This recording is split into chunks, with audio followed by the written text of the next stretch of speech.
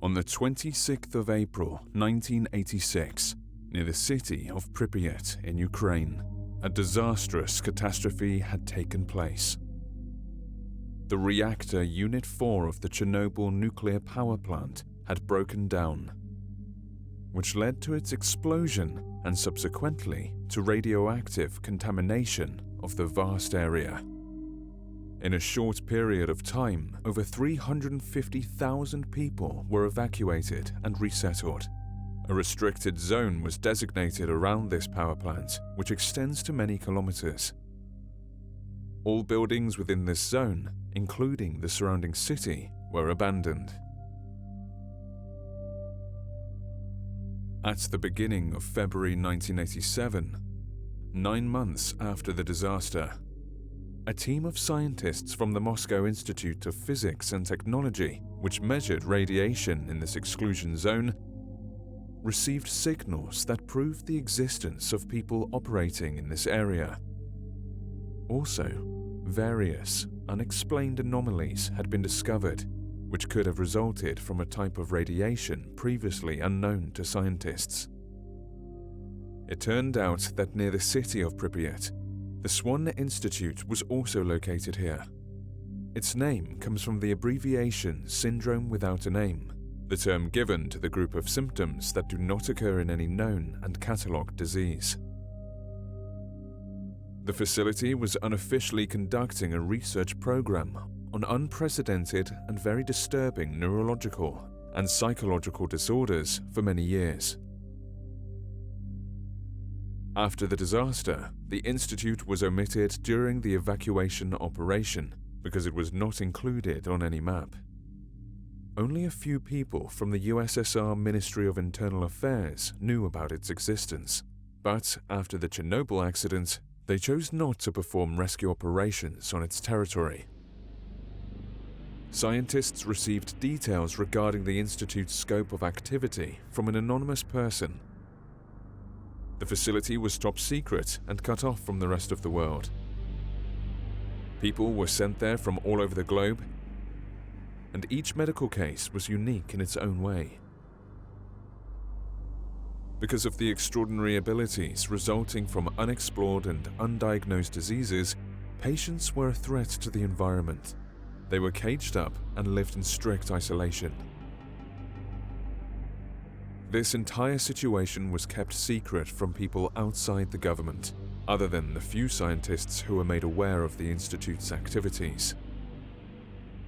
Scientists from the Moscow Institute, experts from the General Nuclear Inspectorate of Ukraine, and the rescue staff decided to send a special research and rescue expedition immediately to clarify the source of the anomalies and to save people who might still be alive. The group was commanded by Alexei Tokovsky, a rescue specialist.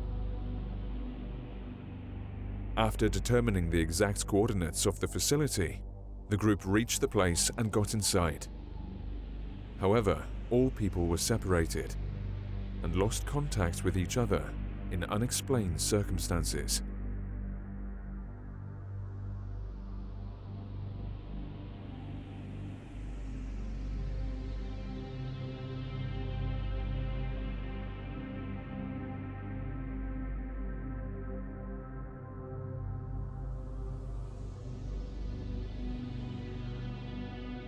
To all the people whose life changed irreversibly after the events of April 1986 in Chernobyl.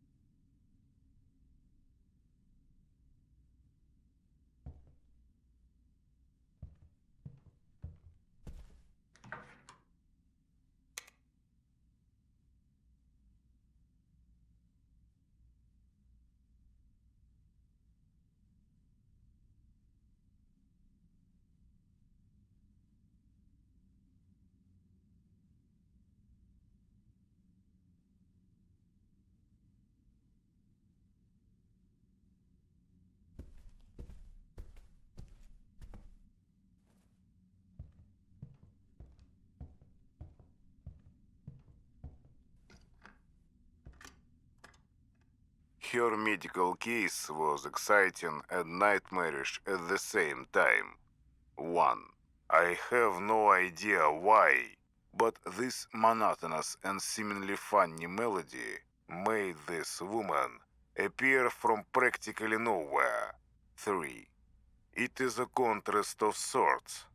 How a completely innocent sound was a foretelling or an omen of the atrocity to come. 9. Horrifying beauty. 4.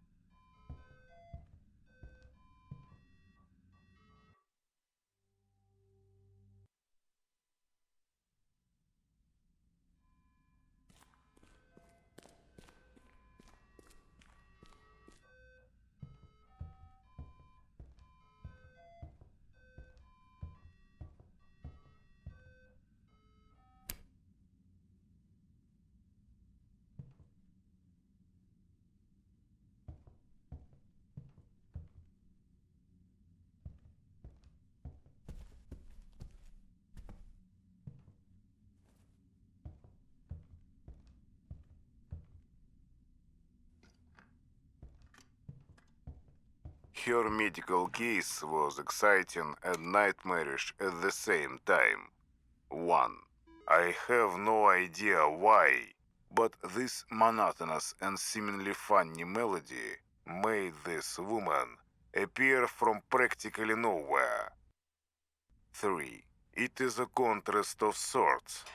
How a completely innocent sound was a foretelling or an omen of the atrocity to come. 9. Horrifying beauty. 4.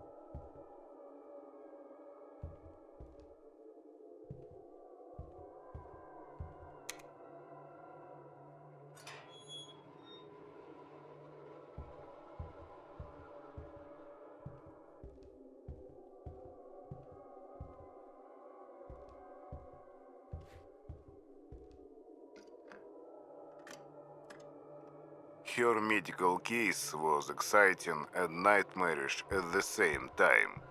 1. I have no idea why, but this monotonous and seemingly funny melody made this woman appear from practically nowhere. 3. It is a contrast of sorts. How a completely innocent sound was a foretelling or an omen of the atrocity to come. 9. Horrifying beauty. 4.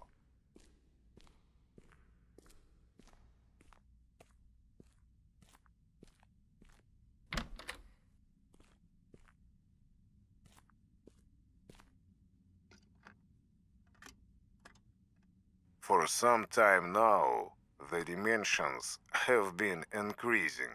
It is time to end this. Luckily, we were able to finish the mind reader prototype. Connecting it to a human brain was troublesome at first, but the procedure gives expected results, and the device can be used after entering the intermediary room. Something incredible was achieved here, something gargantuan. First there was Gagarin, and the first man travels into space. And now we are also multidimensional travelers. If only the world could hear about this.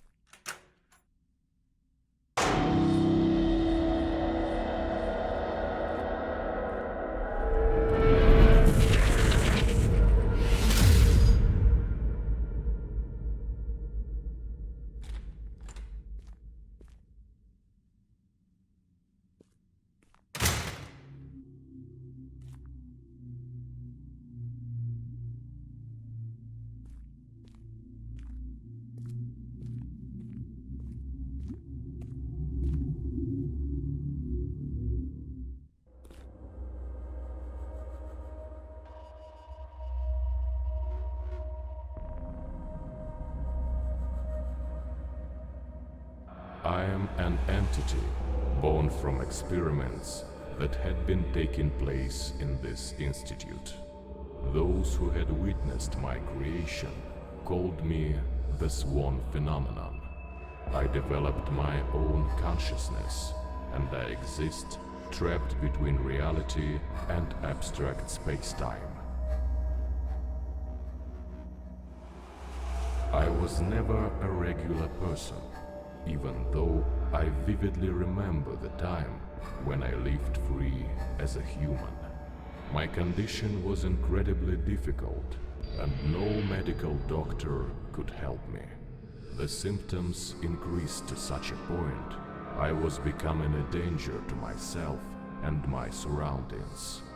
I then got rejected by my family and persecuted by various people.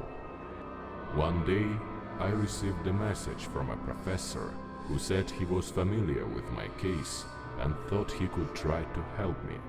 He claimed to be the founder and director of a specialist facility for people with rare, unknown and dangerous ailments. I was supposed to be put, yes, Professor Andrei Kaidanovsky. I saw you getting into his office. Even his notes speak of what despicable man he is.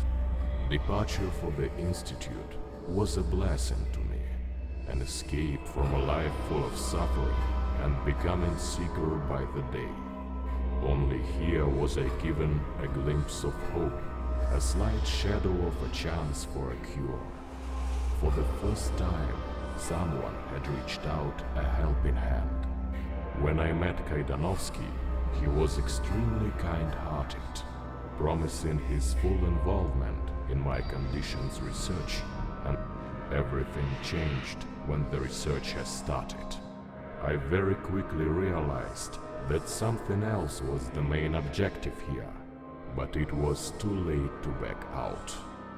People like me got locked up in here and were kept by force. They were used for research on obtaining and isolating the so-called SWAN factor for the Soviet Army's needs, apparently. It is a factor present in anybody infected with a SWAN-type disease. It makes them unique and grants special abilities, not necessarily good ones. According to the professor, due to the incredible power of my symptoms, I was a great potential source. At the same time, the level of complexity of my illness was extremely high. Experimental methods used by Kaidanovsky did nothing. It frustrated him greatly, triggered some inhuman instincts, even drove him mad. He'd work thanks to the power of all the devices constructed especially for me. The factor had finally left my body by itself. It divided into two separate entities, light and shadow. I am the shadow entity. You could say that the original me died. However, my consciousness keeps on living in those two elements separated by the factor. At this moment, I have to warn you. The portal you've located, thanks to the Mind Reader, did not appear for no reason. Mind Reader was created in this institute to find those portals and destroy the dimensions they lead to. But for the portal to form and the creator to be able to walk through it, something terrifying is required.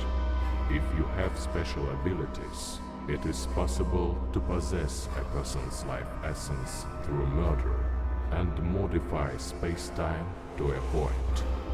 The existence of each portal means somebody's death. Portal's creation destabilizes your human reality. Changes happening in parallel dimensions are starting to have a destructive impact on this world. This is why they have to be destroyed as soon as possible. It is not possible to determine what can happen exactly, But any disturbance to the space-time continuum, it is not to be excluded. After my incident, various tragedies started happening in the Institute. Someone, or something, started to wreak havoc in here. Chaos took away many lives, and new portals were created. You shall find out in due time, as I'm sure we'll meet again. In a moment, you will enter the so-called intermediary room. It is a place between the human world and the extra-dimensional one. That's where you get to the memory wasteland, one of the parallel dimensions. That's where the dimension's creator's thoughts are stored and form the foundation for the dimension's existence. When you destroy them, you return to the Institute, and the dimension ceases to exist. Maybe you'll find more portals when you explore the corridors. Remember,